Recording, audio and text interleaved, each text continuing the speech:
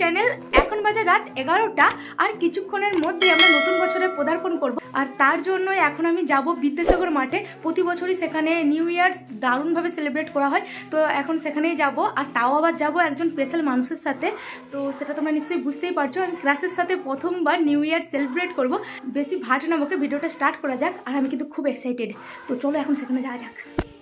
এই যে এখন চলে এসেছে ডিয়ার ক্লাস, যার মুখ টুক সব চাপা। চলো এখন ঘাটালে আমাদের বিদ্যাসাগর মাঠে যাওয়া যায়। জীবনে প্রথমবার কাছের মানুষটার সাথে নিউ ইয়ার সেলিব্রেট করতে যাচ্ছি, এটা তো আমার কাছে একটা স্বপ্ন ছিল। এরকমও যে কোনোদিন হবে আমি সেটা কোনোদিন ভাবিনি। ভগবানের কাছে আমার একটাই চাওয়া, প্রতিটা নিউ ইয়ার যেন এইভাবে আমরা একসাথে কাটাতে পারি। এখন আমরা চলে এসেছি বিদ্যাসাগর মাঠে, আর এখানের পরিস্থিতিটা তোমরা শুধু একবার দেখো। আর আজকে কিন্তু মন্দিরা সরকার নামে একজন গায়িকা আসবেন। এখন কিন্তু দিদি স্টেজে উঠে পড়েছে, আর আমাদের তো খুব মজা হচ্ছে।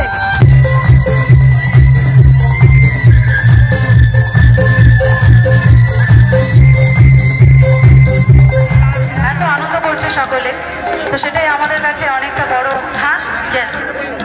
সেটা আমাদের কাছে অনেকটা বড় আনন্দে। আমাদের নটি বয় গ্রুপের সঙ্গে এসে যোগাযোগ করুন। সনাতন পালতো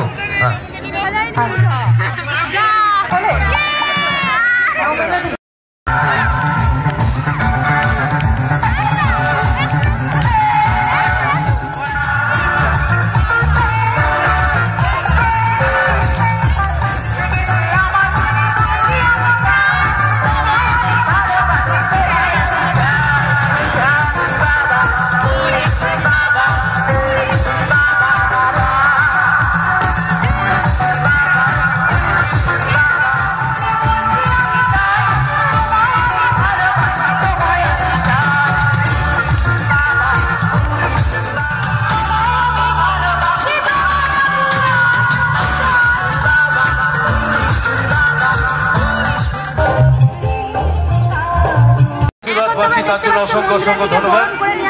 তারপরে আরো মজা হবে।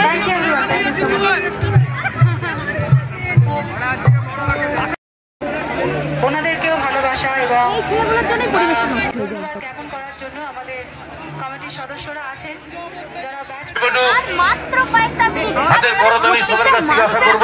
তোমরা শুধু একবার দেখো।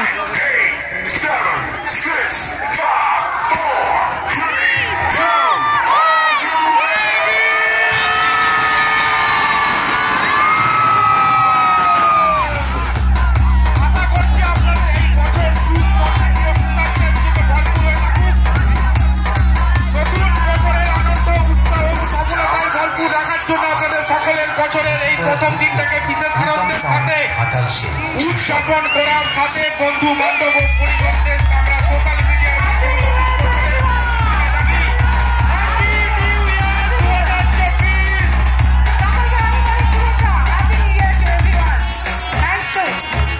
সকল ডিজে লাভারকে জানেন নতুন বছরের